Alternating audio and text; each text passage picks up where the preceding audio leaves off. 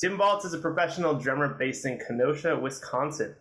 Your followers may know him as Grandma Timbo. In addition to his funny as hell Instagram, where he has amassed more than 32,000 followers, posting drumming videos, he remotely records his unique drum sound for clients such as Disney, 21st Century Fox, Warner Canada, and many more. Tim also produces a collection of drumless tracks to practice and record along to. You can download those from a link in his Instagram.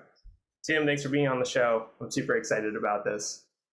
Man, thank you so much for having me. It was almost like serendipitous that this happened, right?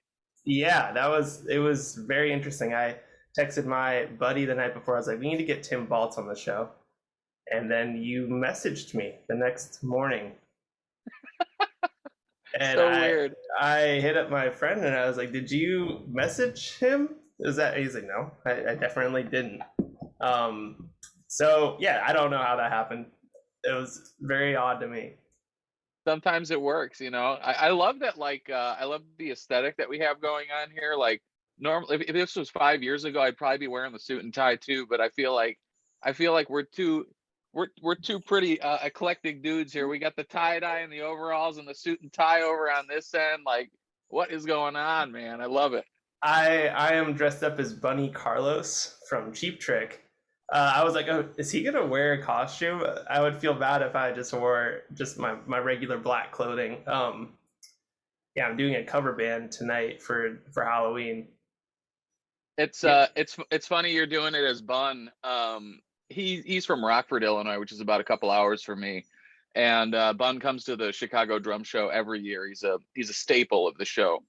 Oh, I bet. And he has a booth with this guy named Randy Rainwater. So I remember, I'd have a run in with Bun every once in a while. Like, there's this uh particular bass drum size that Ludwig made for a few years that was a 22 diameter by a 12-inch depth. It's called the New Yorker, and it's kind of rare. It has a really unique sound. And I remember I bought one and I was walking out to my car, and Bun stops me and he's like, "Is that a New Yorker?" And I was like, "Yeah, it's like my second one. I love them." And blah blah blah. And he's like, "Oh, I love those too. I just bought three." And it was really cool. And then I think the year or two after, Randy Rainwater invited me out to he has a party for like all the super drum nerds out at his house at Rockford.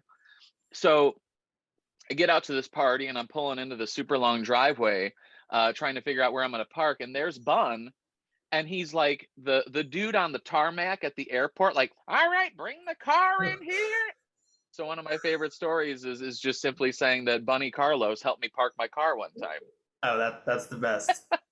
Uh, is he generally like a well? He seems like a super nice dude. I love that he's still going to drum shows and doing the works. He's super, super kind and just like a ball of knowledge, man. That guy is super fun to talk to about that nerdy stuff like that. Yeah, and learning these songs for Cheap Trick, which I never got super into. I always appreciated them. I saw them with Aerosmith, wow, like 10 years ago. Jesus. And yeah, his stuff is incredible. His sound is incredible. He's always just like on it, and I think he's like the definition for pop rock for back in the 70s. 100%. I mean, you can point to drummers like I don't know, some of these more technically minded drummers, Mhm. but I put Bun right up there with Ringo and Charlie Watts, where it's like these are drummers where they can play, just like Yeah. Jim Keltner. Jim Keltner's another guy where it's like they can play technically, but what I love about Bun is that he puts musicianship before being a drummer. Yeah, absolutely. And those songs are weird. They of course they it's real. I was not expecting it. They have like no set structure. There's like a verse, a pre-chorus into another like bridge, and then which I did listening to them. It just makes so much sense. It's like it's pop rock. Yeah, I don't know. Just like kind of go through some of those like Big Eyes is the second song we're doing. That's a weird structured song. I was just surprised by it. Yeah, I think part of it is like that kind of, people kind of viewed them as a punk band, and I think that's kind of what like Rick Nielsen kind of brought more than anyone else was like, it's going to be rock and roll, but it's going to be rock and roll my way. Right. You know, again, because they're a local band, it's something I really love to look at and to study. So like Rick had a bunch of his guitars and just his stuff, like a whole car on display at the Burpee Museum. I think it was in Rockford or right around Rockford. And just going in there and seeing the stuff he used, you know, you can kind of, and the stuff he kept, you know, concert posters and even the stubs from the shows he played and different notes. You really, you know, I got a better feel for just how unique a dude this was, and you know how he just had his own, just in the same way that he has his own you know, way of playing music, he has his own way of walking life. So that was a really fun exhibit to go to, and I think that's why, you know, looking at that stuff, you totally get the feel for it. This is why that music is just so weird, so punk rock, you Yeah. know, in the way they crafted it. That's awesome. Going back to the New Yorker, that style kit. Um, is that so? There's the Yamaha, the hip kit. Is that like the same size? Is that the 22 by 14 or 12? I think the Yamaha one is even shorter because, like, you know, Mm, there's so many trends right now to make a like a travel kit or an easy gig kit, which is, you know, like you think of the original one really was that Ludwig Breakbeats kit as yeah, far as this new generation is concerned. And now everybody's trying to figure out what that was. But in the 60s, people had the same problems that we had today. You know, you're trying to fit a giant set of drums on an itty bitty stage. And so what they did is they made a bass drum that was tall but short, and mhm, they made this tom smaller. Instead of having a 13-inch tom, they had a 12, but they still had the nice big floor tom and a regular size snare. But it was just small enough that you could scooch it into a heck of a lot more venues. yeah, So kind of an interesting tidbit of history. yeah. I think everything in general is getting smaller with kids. I mean, obviously the same problems that they're having, but you know, having a drummer around, people are like, oh, we got a drummer today on the in the venue. We got to figure this out. Where are they gonna go? Um, yeah, absolutely. So I consider you the Kenosha. Am I saying that right? I hear people. How do you say it? How do you say Yeah, Kenosha? yeah, that's it. Kenosha. Yep. Yeah, I consider you the ambassador for Kenosha. So I just wanted to ask you a couple questions about that. Favorite restaurants to go to? Okay. Are that You got to hit the Brat stop out by the interstate. Cheap Trick played there, Styx played there, plenty of bands played there back in the day. The last time I sat down there, like Michelangelo Badio was in there, who I've met a few times, super nice guy. He's the guy, if you've ever seen a video of a guy playing a guitar that has four necks, that's the dude. He was the world's fastest guitar player for a long time, and he's always been one of the nicest guitar players I've ever talked to. But the fish there is awesome. If you catch it on a Friday night, the walleye. That's my jam. Very good. Um, Other places to hit if you can't hit a restaurant, but you got to get that Wisconsin food. The Cheese Castle. Look up the Mars Cheese Castle. Get your cheeses, get your meats, you get your baked goods, and you're good to go. You can hop right back on the I and get to Milwaukee or Chicago. Those are the two spots. If you just have a second to get in and out of town, that's where you got to go. the Spot or the Big Star Drive-In? Wow, now that's something only locals talk about. And it's really funny you bring that up because now my mom's side of the family is from the south side, which is that Spot territory. And then my dad, he grew up 2 blocks north of Big Star, way on the north side of town. So there's this big rivalry. Both of these restaurants are drive-ins, right? So it's like Yeah, 1950. You pull your car in, you turn your lights on when you want service, and they put your freaking food right on your window for you to eat with your friends and family. It's like bizarre, amazing. Um, so my partner and I had gone to Big Star just because, despite me being on the south side, I'm a Big Star guy, and I keep meaning to hit the spot with them, but it just never happened until maybe a month and a half, 2 months ago.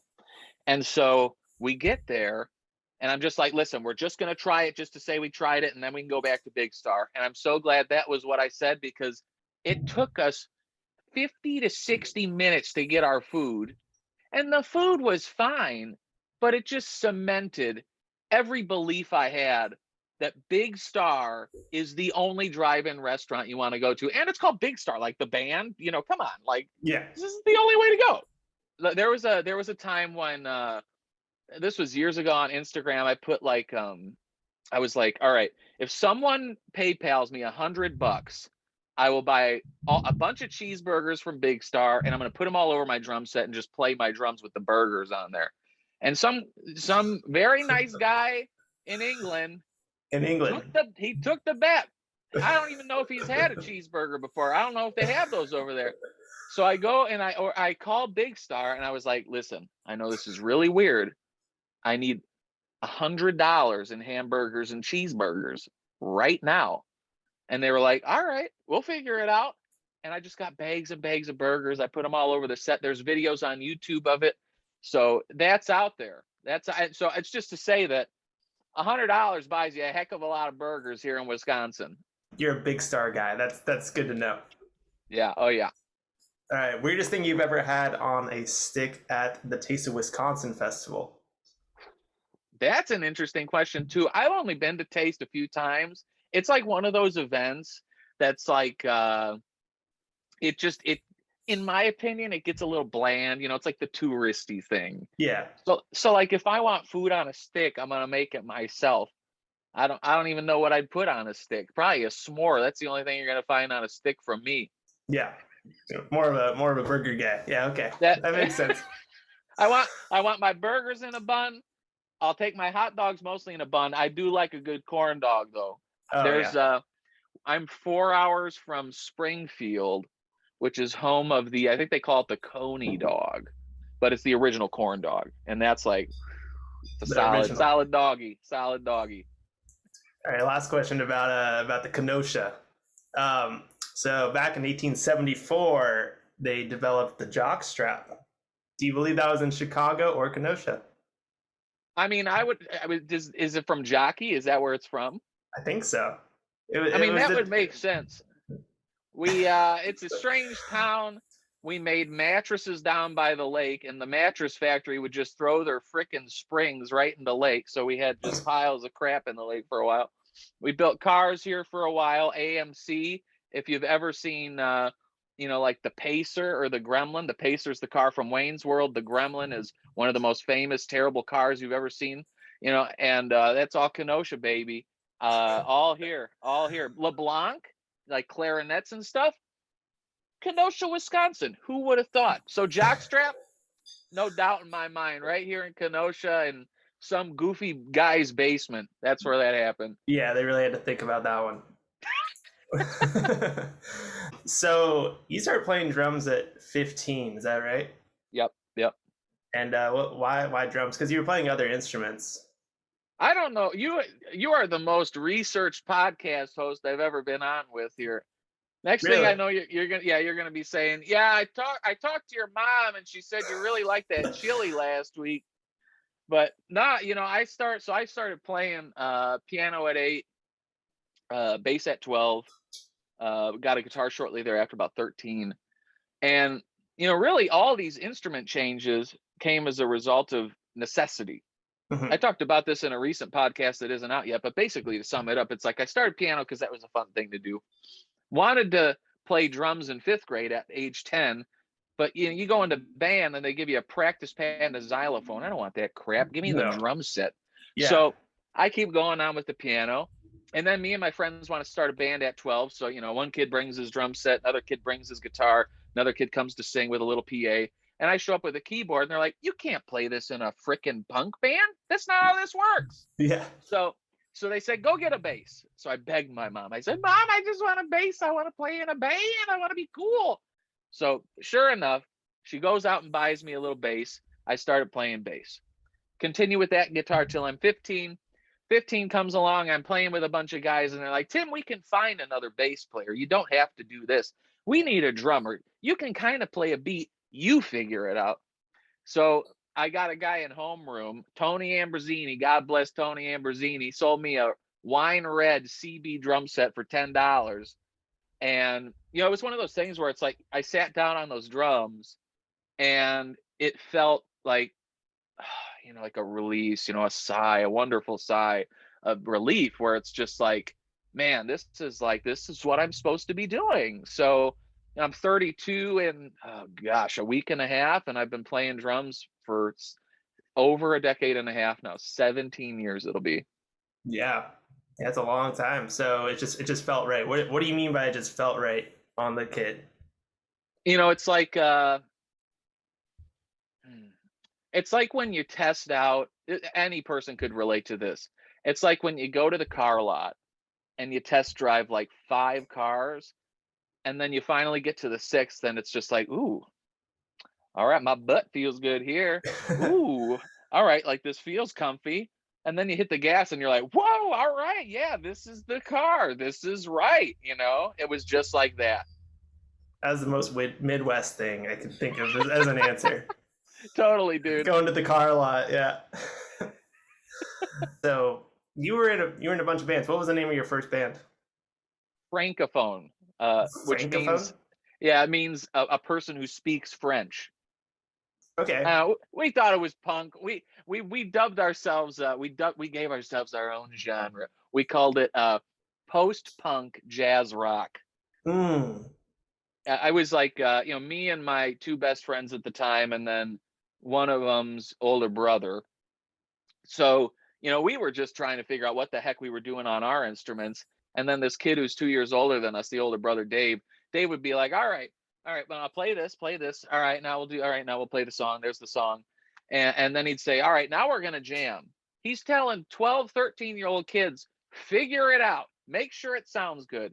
And it was, and we did that live. We would play a song, play a jam, play a song, play a jam, play a song, play a jam, play a song. And different people would start the jam. So I would have to come up with the bass line on the spot. The drummer would have to come up with the drum thing on the spot, the guitar player or the singer who would do some trombone too. It was like, in my opinion, that was some of the best training I ever had to prepare me for what I do now, whether it's musical improvisation or in a recording setting where I might hear a song one time all the way through, and then I have to track it to try and make a little money in less than, some people take half a day to track a song. I want to get that sucker done in an hour and a half, and having that skill set allows me to do that. So it works in a musical context, but those skills also translate elsewhere too, like the comedic stuff I do, whether it's the Grandma Timbo karaoke, or I just posted the first round of new food reviews I posted in, I think, 6+ months today. So, in both of these settings, it really helps. Even in a business setting, if I was wearing the Bunny Carlo suit and tie and going to an office every day, understanding social interactions, understanding, rhythm in regards to those social interactions, and how I can then use that to my advantage to get what I want for myself or the project I'm working on, to propel it a certain way. Like, it's amazing just how much that little thing, improvising on bass guitar as a little 12-year-old punk rock kid, has carried me throughout the next, 20 years of my life. Yeah. So a couple questions going off of that. Where did you learn to? I guess jazz. You were playing jazz, or that was Well, that was the idea of the band. Kind of like, what were you listening to? I mean, listen, I went to jazz band once. They needed a bass player. There's another guy my age, Eric Shore, who I think he's a professional sax player now, great sax player. And Eric was the bass player in town then, and he blew me out of the water. He could read, he could sight read, bass music at that point. So I was just, I don't want to do this. So Right. I wasn't the traditional jazz kid. I was jazz in a very Art Blakey kind of way. Art Blakey is known for putting feeling and emotion into his music, and that's what I tried to do with the little understanding I had coming from piano of like major and minor scales, pentatonic, and kind of scooching around the circle of fifths and all that sort of thing. So it was jazz in that way. As far as what I was listening to, it was like all punk rock all the time. When I was 10, I went to my first punk rock show, which was Goaty Hook, which was like one of the big Christian pop punk bands of the time. I think Hangnail played, which was a more local band, but they had a little regional thing going on. And then a very local band that was hot here in Kenosha through that time was called Hired Geeks. They were there too. Um, and so from that show on, it was like I was hooked on that stuff, man, just to be like that close and in that environment with all this music and all these people. And this was before social media. So it was just a sight to behold. So I would go to shows once, twice, three times a week plus. And it was so good. As far as like more mainstream stuff that everyone would know that I listened to, that older guy I was in a band with, Dave, exposed me to Minor Threat and Bad Brains. And then on the other side of the spectrum, same age, I'm 12, 13 years old. He's like, hey, listen to the Jesus Lizard. Listen to Shellac. And it was just I'm still like just so thankful for that opportunity. At 13, I had an eighth grade math teacher who really took me under his wing and let me come into his room every morning. He had a guitar and a guitar amp, and he would let me play this like music math game on his little Mac computer. And we would talk about music too. So now I have the punk, I have the like noise rock thing going on, and then ska, because obviously ska was hot in 2001, 2, 3 Yeah. when I was a kid. But then now this eighth grade math teacher was like, hey, man, what about the poppier side of punk? What about the Clash? What about indie? Have you listened to Bell and Sebastian? Have you listened to Rilo Kiley?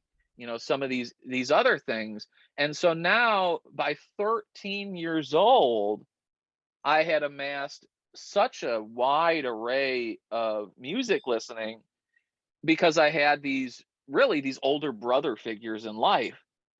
So it was I'm still just so thankful for those opportunities. But yeah, that's what it was, man. It was just the biggest smorgasbord of music you can imagine. That's what I was listening to.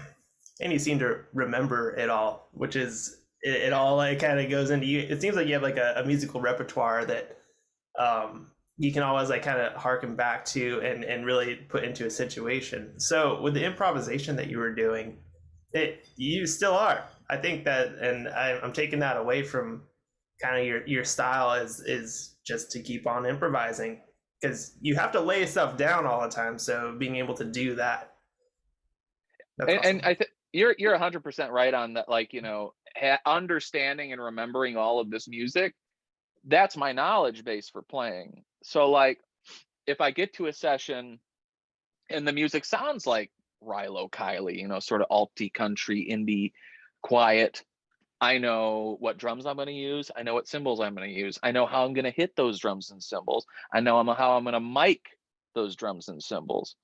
Or if a producer says, hey, man, I had a producer from Warner Canada reach out.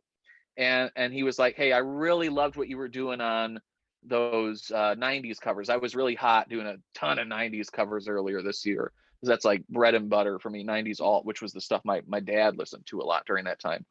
90s alt music, and he was like, I love what you were doing there. Can you do that on this song? And kind of do your thing, and whatever you feel is right. So I had that in mind, this 90s thing, and I heard the song, and it was super, like, it needed like a Travis Barker type of big rock thing, but like very explosive fills in a few spots. So it's like, again, understanding that wide array of music, I can bridge Third Eye Blind, Blink 182, and modern pop music all into one little thing.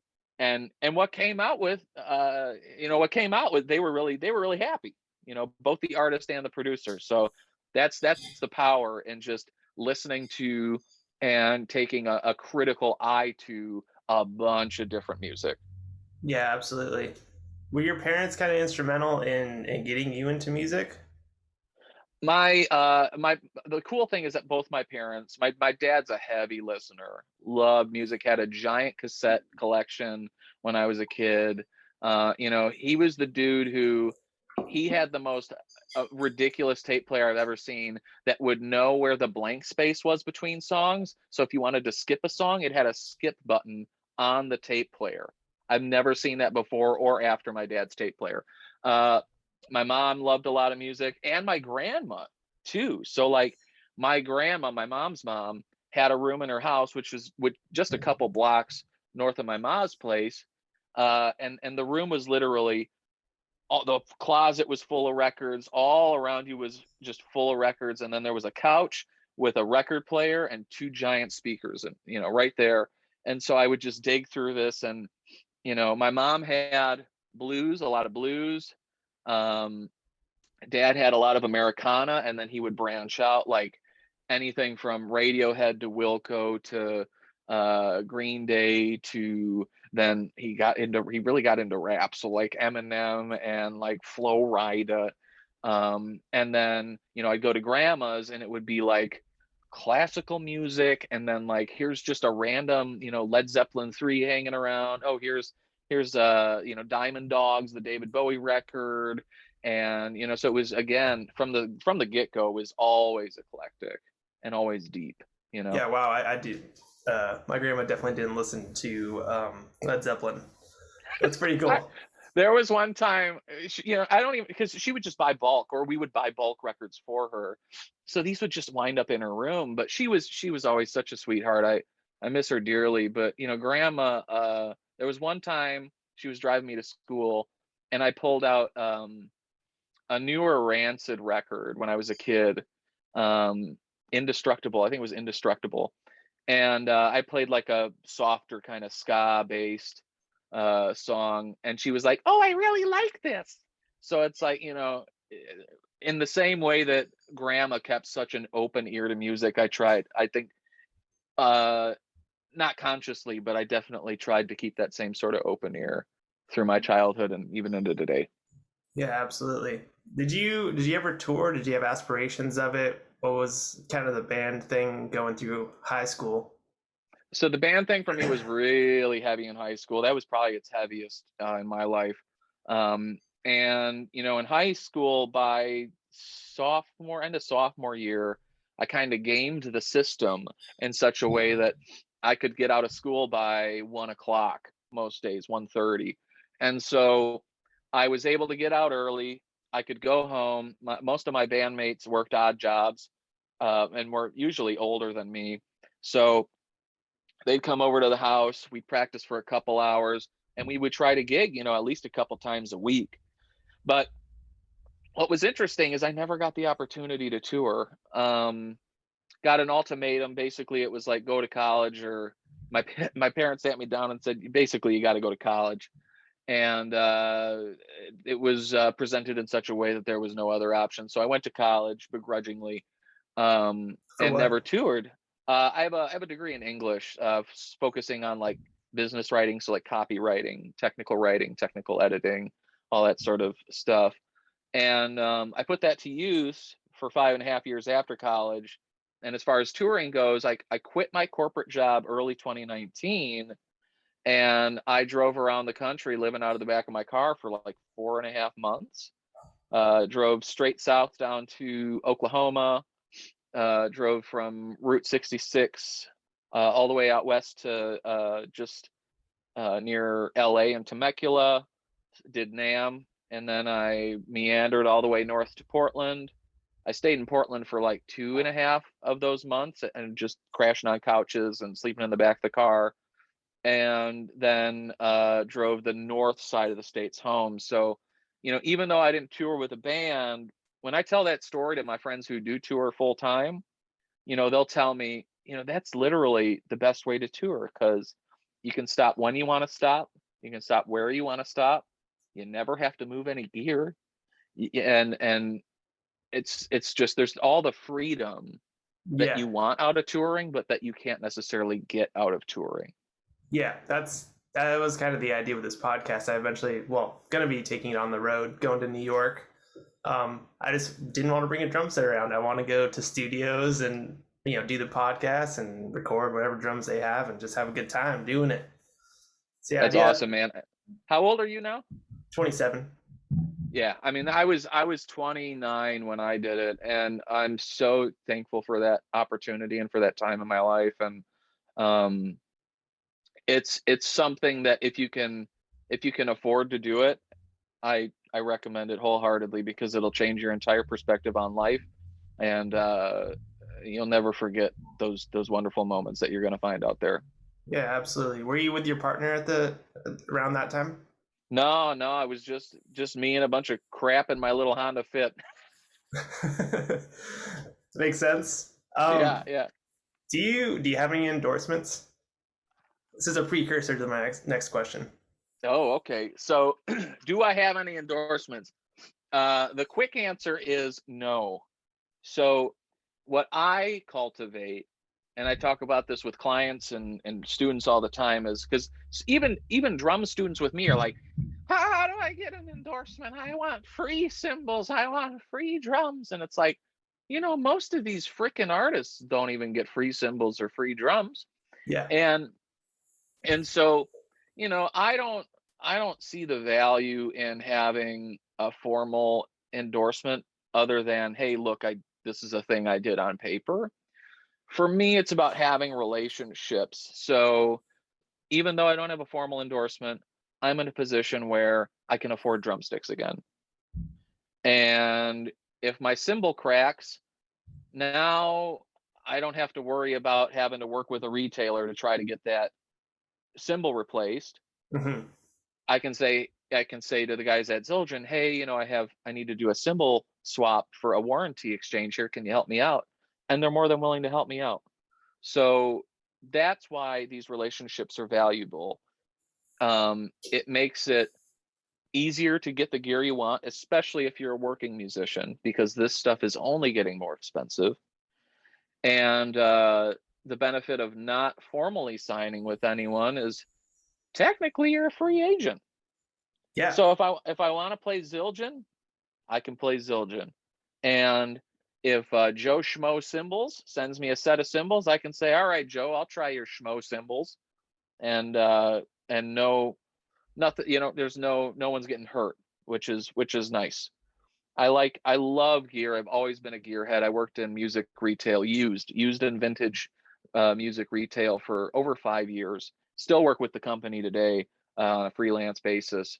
And it's just I don't know, man. Gear is super, super fun because, especially with drums, because uh you really can't manipulate like with a guitar you can manipulate the sound via pedals and amps and Yeah. whatever, but drums, man, you have to get it right from the sound source. So you Hmm. have to seek out those sounds and make sure you get them right first before you start doing anything else. So that's where that love came for me. You work with just so many different types of drums and cymbals all the time. It seems like you do use Zildjian a lot. So it's great that you have relationships with them. And I think I've never really heard anybody articulate it in that way that it makes sense just to, talk to them. And if you're using so much different gear, you can probably give them awesome feedback because you're not just like, I don't want Yeah, to play this. yeah, you can have a conversation, and I've had conversations with folks at these companies about these things because, again, that's something I love to do, is talk about the intricacies of what is different between, product one, two, three, and four, and what makes something better or worse, what makes something more versatile than not, of four very similar products. Like if you wanted to compare, just as an example, like Zildjian K Constantinople to Istanbul Agop 30th anniversary to Cymbal and Gong Holy Grail to Sabian Artisan and Meinl Foundry Reserve. Like there's 5 lines that are essentially doing a very similar thing, but they're all very different cymbals Yeah. and attract very different audiences. It's I know it probably sounds super nerdy and I probably just lost about half your audience that aren't drummers, but it's just to say that because the cymbals and the drums are such a part of my musical voice, it's those itty bitty intricacies that make the difference between a product that sings under my hands or that doesn't. Yeah. Especially for the song or whatever you're doing. Yeah. All right. Lightning round. I'm just gonna Woo! ask you about a bunch of companies related to drums, and you can describe them in a word, maybe a food. Okay, let me know if you're ready to go. All Good to go. right, let's do it. Gretsch. Gretsch. When I think Gretsch, I think buttery, I think jazzy, And I always think about Silver Sealer because I still don't understand what the heck the purpose of Silver Sealer is. Dude, I could ask you so many questions. This interview could turn into 5 hours. Okay. Anyway, let's keep going. Tama. Tama, the OG Japanese drums, and some of the coolest modern drums that are being built today that still innovate in ways that always inspire me. Zildjian. Zildjian, the classics, the people who literally invented crashes, rides, and hi-hats, and they're still innovating today. And they're the big player. They've always been the big player because they literally invented this stuff 400 years ago. But they continue to evolve as a crew and as a brand, and I'm really excited to see what happens with that company over the next 5 years. Ooh, maybe a little insider info right there. Ooh. Ludwig. Ludwig, another classic brand. Chicago home. Their home was Chicago. We had Ludwig, we had Slingerland, we had Camco, and just over the state border in Indiana, we had Leedy. This was the Yeah. home of drums. That's why the Chicago Drum Show is such a big deal. It's because they were all here. Ludwig is the brand I connect with most because my uncle played Ludwig. My grandparents bought him a 60s Ludwig when he started playing. And as he started gigging out and making a heck of a lot of money doing the weekend warrior thing in the 70s and 80s, he saved up enough money to buy, at that point, a brand new Ludwig, an Octoplus with 9 toms and 2 bass drums and the whole thing. So that family history really solidifies it for me. And my first vintage kit that I purchased was a Ludwig, and my little green kit that you see in most of my Instagram videos, that's a Ludwig that I customized the heck out of, and it's my favorite set of drums, and I don't think I'll ever sell them. Yeah, I have a bunch of questions coming up about that. Drumeo. Jared is very kind. He's been very kind to me, and I appreciate that they can build a brand that is the face of modern drum education, but that they also leave room for everybody in the middle and at the bottom to continue teaching just as effectively, and just as to make it just as financially a rewarding situation for everybody in the game still. Remo, right there with Zildjian and Ludwig, right? The classics. And what I love about Remo is that, again, it's a company that continues to innovate, and they still make oddball products that I love. White suede emperors. You probably never heard of those. That's what I use on my toms all the time. And then DW. DW. DW is the company that didn't hire me. I knew I had to get one of those in. You had to get one of those in. I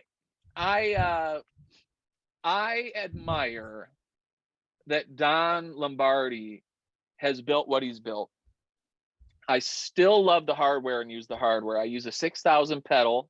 I use 6,000 ultralight cymbal stands, and I use plenty of other little gizmos and gadgets and doodads that they make or that their subsidiaries make. I also appreciate that after they bought Gretsch, the Gretsch sound did not change. A lot of people feared that sound was going to change once DW took hold of that company and the manufacturing process. So I have hope that now that Don's son acquired the Slingerland brand for his father, that Don, who to my knowledge is a very big Slingerland enthusiast. I mean, look at the DW Classic series, especially in the way that they orient those re-rings. They have a very Slingerland Radio King style re-ring in those shells. So now that Don owns Slingerland, I have a lot of hope, a lot of faith that he is going to bring that brand back, because that's another brand that's just so close to my heart because it was a Chicago company. Yeah. Rogers. A lot of people don't know this, and this is going to kind of sideways. A, I love Rogers, but B, Rogers speaks to the quality of Keller drum shells. So if you're a custom drum company, whether you're little or big or whatever, most people just go through Keller to buy their drum shells. Keller got a really bad name in the mid 2000s because there were 100 or 200 frickin' builders in their mom's basement building drums, and they said, well, I'm using Keller shells, so these are really good because that's what like Orange County drums and percussion use. But they basically tarnished the whole name of Keller. Despite that, believe it or not, Keller was the company that was manufacturing Rogers shells Hmm. during the prime of that company. So listen, if Keller can make some of the best vintage drum shells ever made in the history of life, then I think they make a pretty good drum shell even today. Camco. Camco. Camco is one of those companies I've tried to understand forever. The turret lug is the most attractive lug I've ever seen. A circle on a circle. And their T-rods are gorgeous. Like whoever designed all that hardware just knew what they were doing. The spurs, the floor tom brackets, and the legs especially, the throws, everything about their hardware, amazing. What I don't like about Camco is I've had two sets. I had an Oak Lawn, Illinois manufactured set and then a Chanute, Kansas set. Both of them, their toms are oversized, kind of like Gretsch, an old Gretsch. So it can be tough to get the drum heads on there unless you're using something a little oversized like an Evans head or a Remo Classic fit. That always turned me off from those shells as a younger player. Now I just posted a video with a little 2012-14 Oaklawn Camco that I made that video, gosh, 4 or 5 plus years ago now. And I was listening to it and I was like, man, those drums sound really good. And I wonder what Tim's hands and ears could do now at 32 years old with those drums versus what I could do with them in my 20s. Because my ear has changed a heck of a lot in that time. Yeah. You. So last two, Mapex. Mapex. I will tell you a story. There was one time I was with a very prominent person in the drum industry, and they said, "What is the first word people think of when they hear Mapex?" And I said, "I don't know what." And they said, "Cheap." And that's unfortunately the story for them. But I love what they're trying to do as far as innovation with like partnering with like Russ Miller and Randall Mays to do those like crazy tom mounts that are, I think they're like $1,000 for a tom mount. Like they're really trying to innovate and do some high end stuff. I've owned one of my favorite kits when I was growing up was I had this transparent orange lacquer. Uh, it must have been an early 2000s or maybe even late 90s Mars Mapex kit.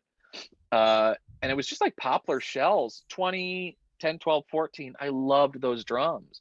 So I tried when they did a rebrand for or revamp rather for the Saturn line.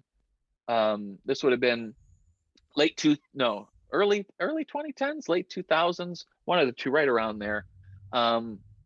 They did a walnut birch, or was it walnut maple, whatever the shell was. It was walnut and something else, and these beautiful finishes. I had a black to silver and with a blue in there, fade lacquer finish, and the price point was awesome. Like used retail was, I think, $900 for a 22, 10, 12, 14, 16, and a 5.5 by 14 snare. Were they inexpensive? Ooh, excuse me. Yeah, they were inexpensive. But I prefer using the word economical because what it does is it gets a drum into the hands of a drummer at a much lower price than they might pay for some other brand, that's going to sound good and be giggable. So yeah, I even though they're cheap, as far as price goes, I don't think quality suffers, especially now, for that price point. So decent little drums. That's a long-winded freaking answer for a lightning round, but there you go. Yeah, and I definitely agree with that. That people may think that about Mapex.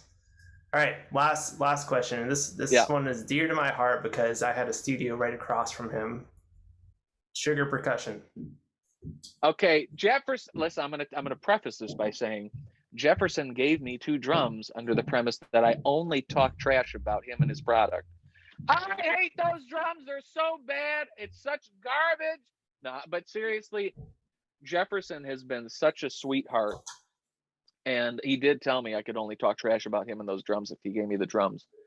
But I love those snare drums. My favorite one that I have is the 14x6 cedar. It has been one of the most. I don't like wood drums. I typically only use metal drums. Snare So to drums. have snare drums, correct.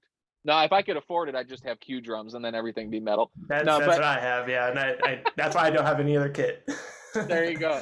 No, but as far as snare drums are concerned, metal just works for me. So I have an array of all the classic Ludwig stuff. But as far as wood drums go, I think the combination of Jefferson getting a slimmer stave with a nice round edge top and bottom just worked to create what has been a wood drum that sounds like no other. Sounds like and really, to me, it's the quintessential wood drum sound that I've always been chasing for a long time, and now I finally have it in my arsenal. So great drums, really good dude too, really good dude. He's just so meticulous. Oh my god. Yeah. And I think that's what's so special about the drums is, here's a furniture maker who has to have everything be so precise, and applying that level of craftsmanship now to a drum is part of, in my opinion, that's part of the secret sauce. That is why these drums sound so good. That's why, despite them being a stave drum, they don't fricking fall apart like half the stave drums you see from folks who are building them out of their basements. Because of that fine eye and the extra time and all those years of experience that goes into building those products. Yeah, he's the good stave drum maker. Yeah. So I started following you back in 2020, around the start of the pandemic. You were one of the only funny things that was happening at first. I had to stay off of social media because, and I was gushing at your drum sound. How was it creating during that time? And what did you feel pressure to do so? Because I know you meant a lot to people that weren't even necessarily drummers.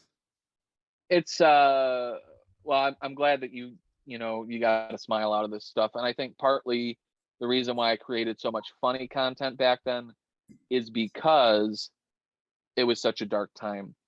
I had been sick at that point for 4 years. And in March, I finally got a urologist to put me on testosterone replacement therapy, which immediately started healing my body much more than anything any of these other doctors did. That's so cool. And so that renewed my sense of vigor in life. And even though there were tough days, I mean, like I said, this is a 10-year recovery, so this is not a walk in the park. I was able to foster find a better mindset during that time, which helped me produce more comical content. And the other part that really kept me going is early 2020 is when I released my Tears for Fears challenge video. And, where everybody was doing, over that Everybody Wants to Rule the World song, people were playing like a halftime groove over it, essentially making this classic song sound like something different. However, everyone did the same thing, which negated this different sound. It was stupid, in my opinion. Yeah. There's only a few people I really loved watching that. Mad in Class being one of them. She's great drummer. If you never heard of her, Mad in Class with a K, whoo, that gal plays. And so anyways, I released a funny version of that where I'm like blast beating over this Tears for Fears song and screaming the lyrics at the end. And that video got 500,000 views and netted me an additional almost 5,000 followers in 2 weeks. And I'll tell you, that was like the first time I really went viral. So for that to happen, that fueled my content creation for the next 6 months. Yeah. I've more in the last year, I've more than uh, doubled my what do they call that? Following. I don't even. I'm so tired. What do they call the following? But I more than doubled my following. So I'm at over 30,000 people who watch my stupid little videos now. It's ridiculous. If that's not listen, if that's not a reason to keep making content, I don't know what is. So you were pretty outspoken about your thoughts on police brutality, the world, mental health, sickness. What what were a couple? I mean, you just kind of explained how you were helping people out. What are some things that you can do that you kind of recommend to just stay creative and kind of get through these rough patches? What because I get pretty bogged down, especially with social media, and I know a lot of other people do as well. So what are some things that you do just to keep putting yourself out there in the best light and staying creative? Generally, I always recommend, like, if you need a break from the news and you're fortunate enough to turn it off, turn it off. I want to try to stay informed about what's going on, especially being from Kenosha, a place where we had cops shoot a black man, 11, more than a dozen, I think over 10 times in the back. Um, and we also then had subsequent uh, riots where um, things got so bad that my ma went out to work one morning shortly. It was during the riots, and she called me out to the front patio and she said, "Tim, you got to come out here." And you could smell the town burning. And going through something like that, I think, changes your perspective on how you get through difficult moments, especially coupled with what trauma I've been through in my life, including this illness, which is constantly a source of trauma. So it's not to say that this is a foolproof sort of thing. There's always going to be moments where you're going to be soft. There's always going to be moments where you're going to cry. I just had a good cry this morning. This It's is great. Yeah. You have to. You have to let it out, because if you don't let it out, you're going to bottle it up. But to get past that, stop reading the news if you are privileged enough to be able to live without reading the news every day. Uh, Find ways to foster meditative practices, whether it's sitting down and formally meditating every day, or going for a 5-minute walk, going for an hour-long walk and listening to a podcast. And you're a Uh, walker, right? I used to be a lot, yeah, You yeah. racked Now up it's some miles. almost 2,000 miles last year. Last year, I Whoa. think. Yeah. Um, but those are some ways to do it. And as far as staying creative, I always talk about this metaphor that I think about the dichotomy: creation and consumption. And think of it like a gas tank, and think of your product as creative output, and think of your gas as consumption. So when I create, I love I that. I usually do it in bursts. So, like, when I'm making my Instagram videos, I'll try to hammer out 6 days of heavy filming, 2 hours of filming a day, and I'll try to produce somewhere between 5 to 10 videos every day during that sprint. And after that time, during that time, I'm just like running that gas tank down. And now we're, hopefully at an eighth of tank and not empty by the time I'm done. And I have to refill it to get back to full so I can do that again the next month. Mm-hmm.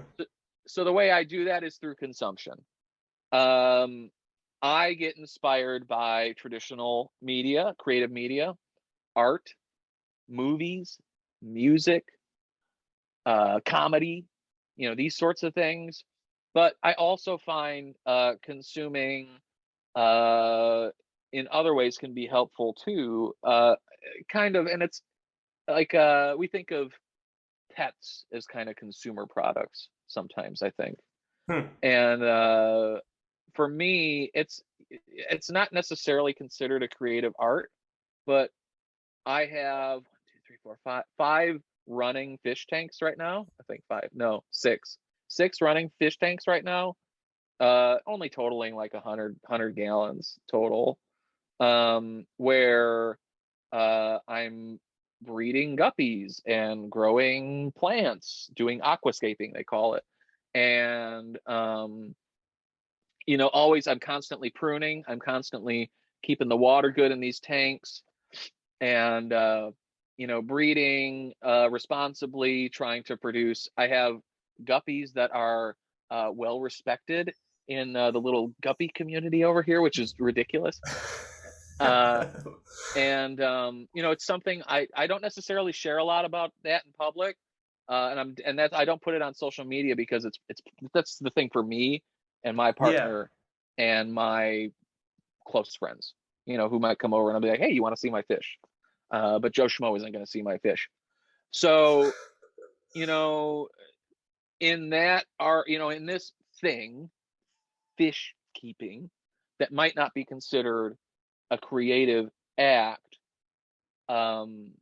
it still is an act that is filling that tank, filling that consumption tank, so that the next time I hit the drum set, I can use the fuel of cleaning up fish poop or whatever to help me create something cool on the drum set that I can share with folks on the internet.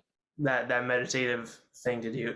I think almost every major drummer is somehow a Buddhist or a meditator, or they like to sit in ice baths. You got to talk to as far as meditation and I don't know anything, like that kind of realm. You got to talk to Greg Fox. That's the dude. He's a New York cat. And then ice baths. Matt from Periphery. Yep. That's Mr. Ice Bath. I took a lesson with that dude once. He's super nice, man. But ice baths every day, that's a little too much for me. I think I'd die if I did that. Yeah. I just love it. He just seeing him in a barrel. I feel like I see more of his ice bath stuff than I do his drumming now. Yeah. When I went to Musicians Institute, he did a couple clinics there. They were there all the time. Those guys are insane. I love watching him. And good dudes too. That whole band. Yeah, they're very business minded in a great way. Like putting out the samples and all these effects and all these great things. Yeah, they know what they're doing.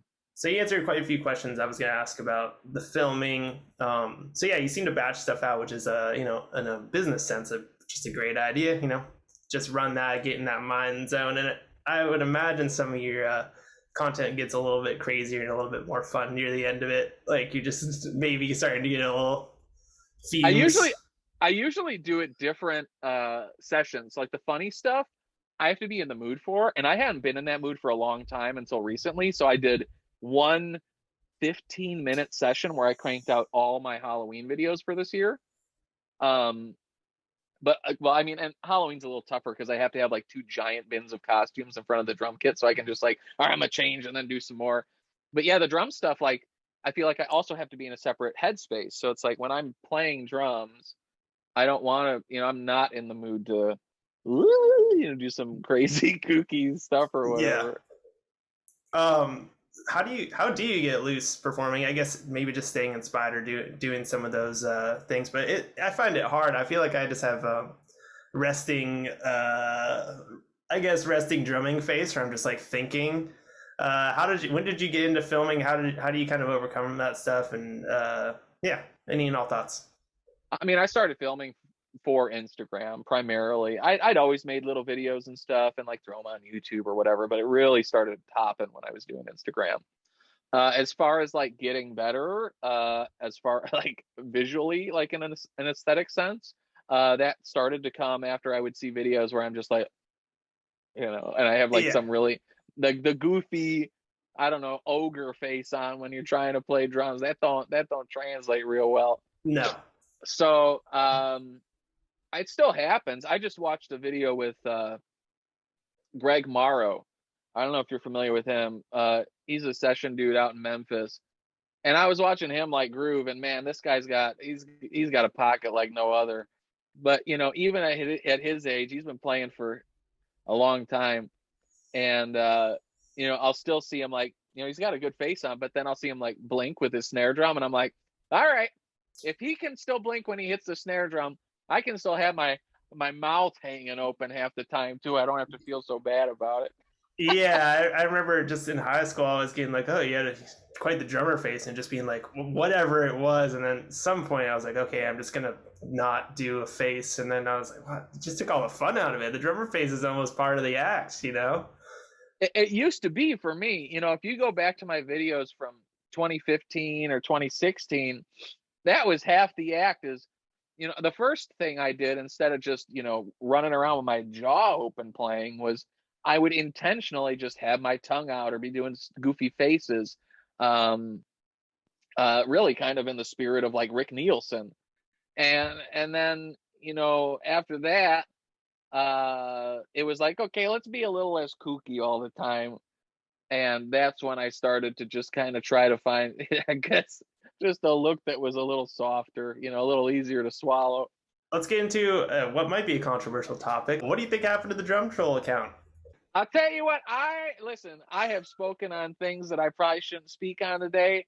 And I know a lot about this drum troll stuff. Oh, tell me. Come on. You're not gonna get it in public, baby. But Ah, I'm gonna lay one rumor to rest. okay.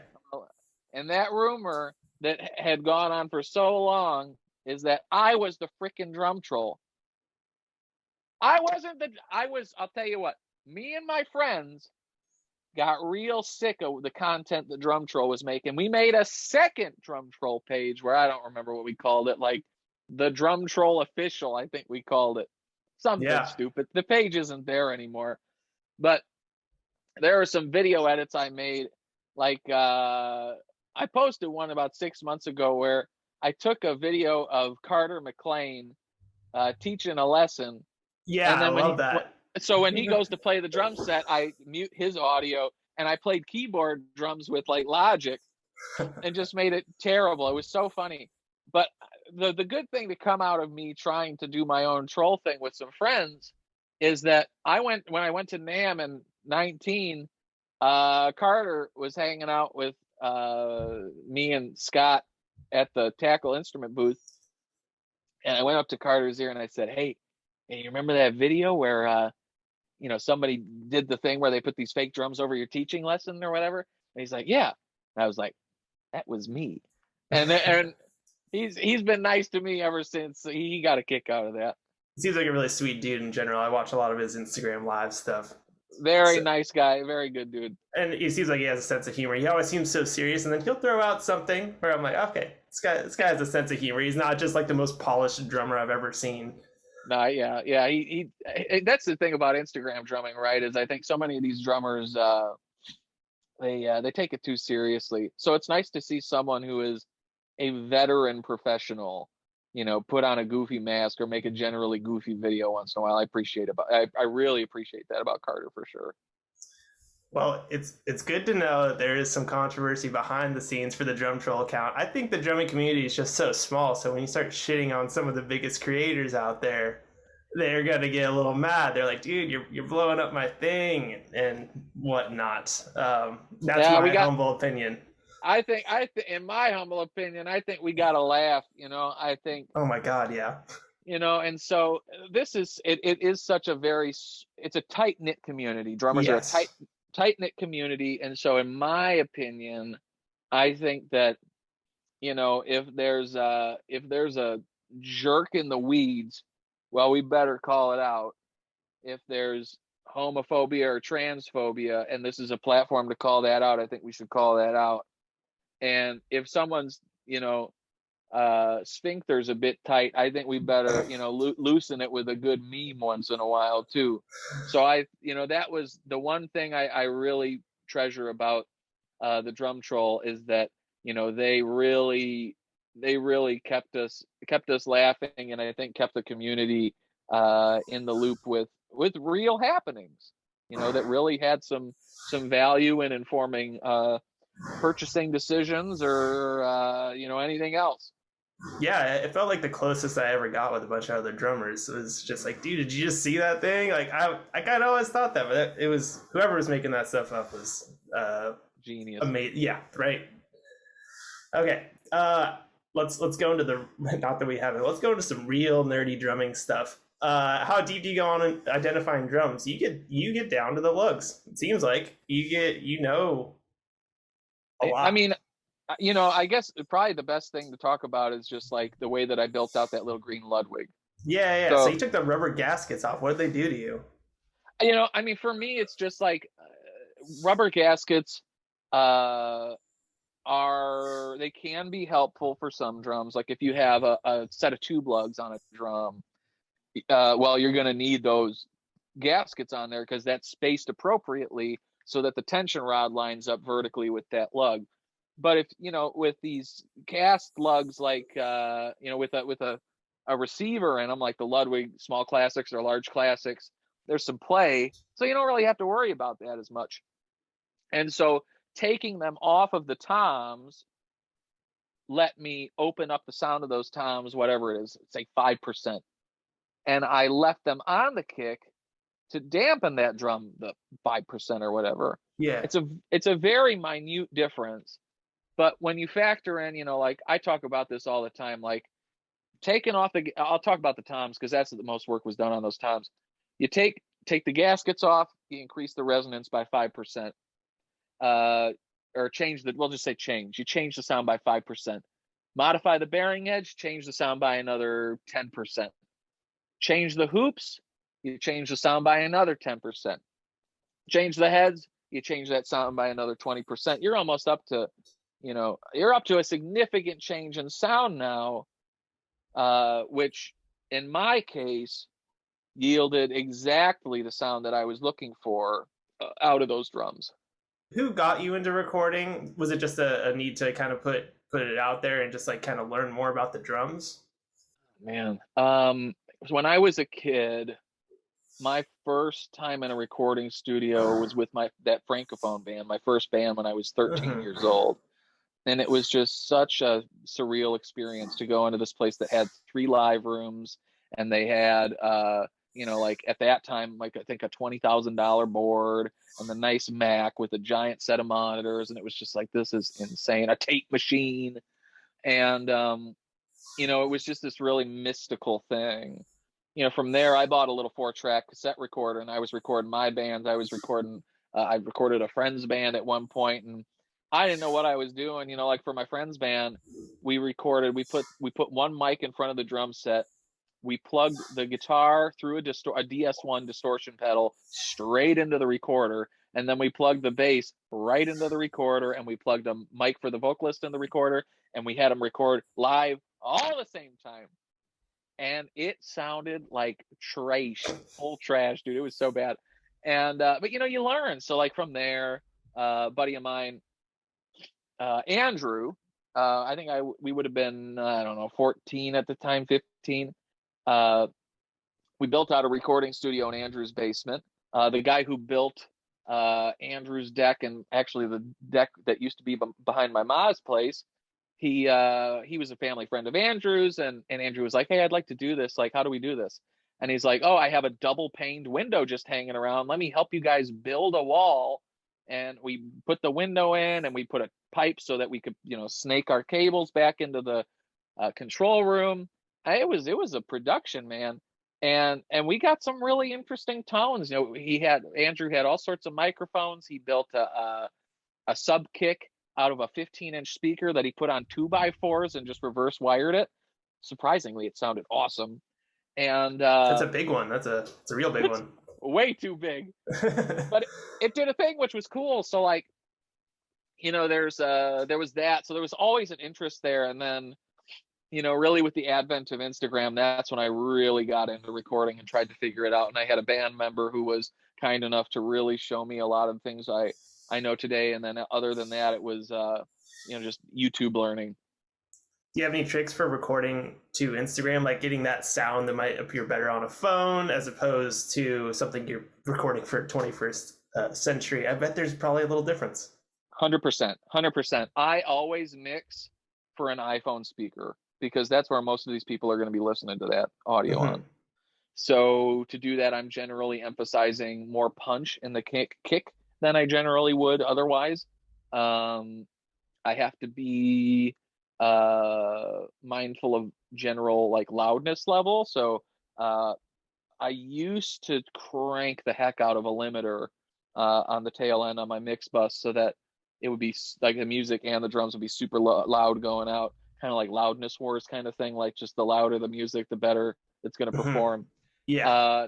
Now I'm much more conservative with that because I use one set of files to post to all sorts of different uh, social media sites. So now I don't have to feel any type of way about posting it to YouTube where someone might generally listen with headphones. I don't have to feel weird about trying to post that on TikTok where they have a limiter that they throw on at the end that makes everything way too loud. So like, there's it's you kind of learn and evolve with based on uh, how these platforms treat your audio and generally what platforms you decide to use. There's so many minute details to putting something on social media, and it's almost imperative now that you do that.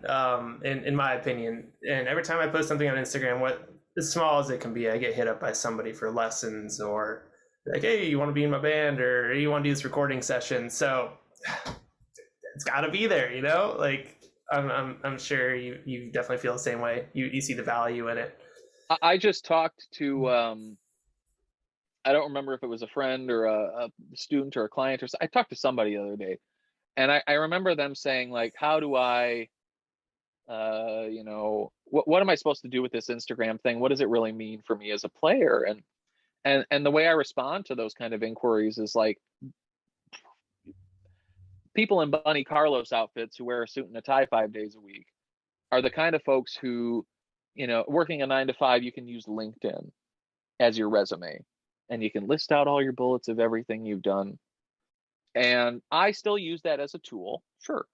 But what I also do is post my videos on Instagram so that as a performer, people can view those videos right away and understand, oh, okay, so this person has skills in drumming and whatever certain types of drumming and recording drums and social media or whatever the heck I'm talking about.